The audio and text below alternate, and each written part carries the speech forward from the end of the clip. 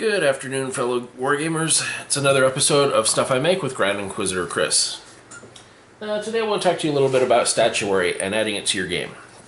This first post is going to be about getting statues to use for your game, as opposed to we'll work on some projects later on how to really put the statues together to make them stand out so that there's something more than just a piece of statuary sitting in the middle of nothing.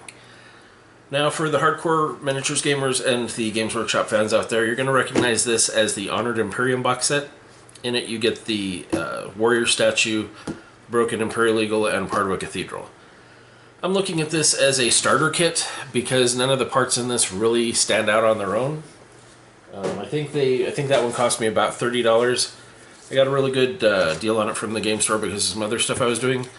So I bought one that has all the parts in it, and then another one I got just for the statue. So I have two of these Honored Imperium statues. Now, they're really not bad in themselves, but I see them as a piece of a terrain project, as opposed to a finished terrain piece just because it's painted up. One of the reasons is because it's nice to have something about 6 inches tall, but it's really less than imposing when it's on such a small podium. And especially with the area that it covers here, because you can see it's only a little over 2 inches wide, about 2.5 inches wide. So you're just taking 2.5 inches this way by this way. Really doesn't do anything except stop a Bane blade from driving through it. But I'm sure a lot of people think when they're looking at the statuary, what other options do I really have? Well, if you're looking to add statuary to your game, if you go around to enough thrift shops, eventually you'll find something like this. It's a little, I guess, like a village center display of some sort. I don't know where I got this or how much I paid for it. I just know I got it from a thrift store probably about 15 years ago, and it's one of those pieces that you pick it up at the time thinking, oh, I'll take one of those, and you realize later, I wish I had like 7 or 8 of these so that I could paint them up differently and make them more varied to add some more variety to my battlefield. One thing that a lot of gamers will do is they'll go ahead and take a figure and put it on a base and paint it gray, and that's a statue. It's an okay idea. The problem is that it really doesn't stand out. You'll see the figure on the battlefield and you'll realize, okay, that's a statue because it's painted gray. But it really doesn't stand out and give the pop that a good terrain piece can. And if you're going to put a statue in there, it should really stand out and give some added definition to the battlefield or to the play space. So putting a statue on, like this is a D&D living statue, is not very imposing because you're talking about such a small figure. Another option, went to the hobby store, got this figure from the dollhouse section. It's a little statue. Again, this is not very wowing because it needs a different base on it. This one's about 2.5 inches tall, but definitely not a terrain piece as much as a part of a terrain piece.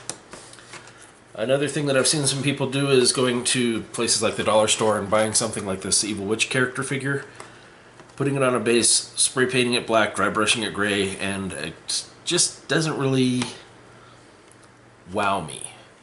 Because it's not a dramatic pose, it's a Disney character that we all know and recognize, and that kind of, I think, takes away from it in my mind anyway. So let's look at some other options that are out there. This was like $1. This was, I think, $3. Again, this is one piece of a terrain box, and I think I paid $30 for it. Okay, so I went on eBay looking for plastic cherubs, and these aren't the greatest cherubs and angels, but this is a set of plastic angel and cherub ornaments that I got for $10, shipping included. If you're looking for something a little more defined than that, something a little more meaty, so to say, I also went on eBay, typed in plastic saint, and just looked around and looked around and looked around. Got this entire tray of saint figures. Whole variety of sizes. There's a few of these have like, I think I have like 3 or 4 of this one. A couple of Jesuses. This one. Ooh, this was a nice one. This is an actual shrine piece. I have the door in here in this pile somewhere. But it opens up and closes. Whole variety of sizes, like I said. $40 shipping included. So $40 for this entire tray versus $30 for a box that came with just this one. And as you can see, standing side by side, 6 inches tall. Again, it doesn't take up very much space on the base, but I'm going to add a bigger base to this. And I have a variety of statues for a whole variety of projects. For those of you that are not Catholic or don't know anything about the Catholic faith, one of the ways that they identify priests, or that they identify saints, sorry, is what's with them. So this coin and the staff will be one of the identifying traits for this particular saint whenever Catholics look at him. Where's another one? Okay, so this guy has what looks like a loaf of bread, a axe, and a jug. So that's going to be one of the ways that Catholics identify what saint this one is. There's one with a child, and this looks like a flower. That's going to be one of the ways that they identify what this saint is. And the reason that I bring this up is because some of these are obviously going to be used for a ruined Gothic cathedral that I have for one of my like religious mount war game boards that I'm working on. So I'll just take some of these and dry brush them. But if you're using some of these for Warhammer 40k, the same theory would apply, I think. So if you're doing something where you want to do a specific saint or a specific Adeptus Sororitas priestess, it would be the same thing where you're going to look that would be a specific icon of some sort. So maybe if you're doing this, you might want to change that to part of the priesthood symbols.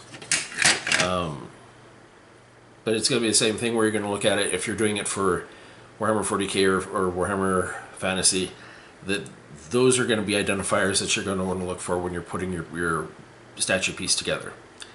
Now, another thing to pay attention to if you're doing this for Warhammer 40k is that the female statuary figures are not very sexualized.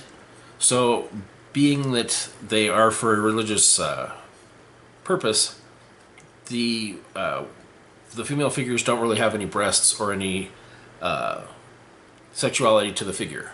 And that's totally understandable. And the reason that I bring this up is because this one you can see I got has a broken hand. The fingers and thumb on this one are broken. This one I'm going to convert into a statue for the Adeptus Mechanicus. So this will be one of the priests of Mars. I have a few others in here that I can do the same thing with. But the female figures, one of the nice things about them is they all come fully cloaked.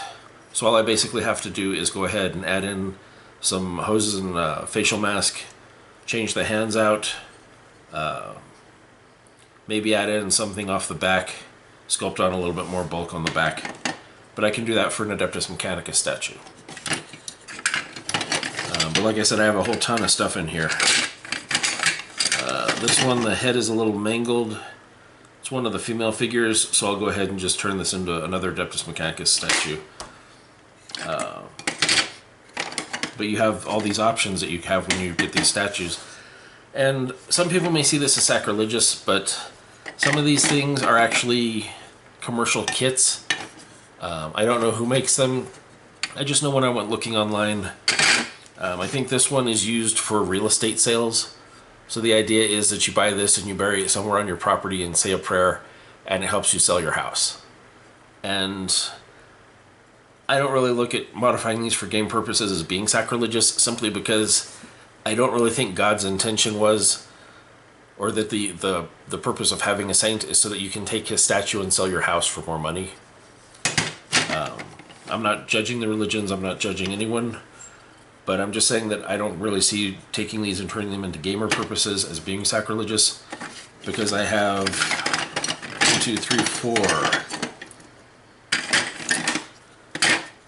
5 house seller statues. Another great thing is they're all hollow plastic, so this will glue really nice with other plastics. But this is where this is my starting foundation and a great way to get extra statuary for your games. I will hopefully see you guys all soon.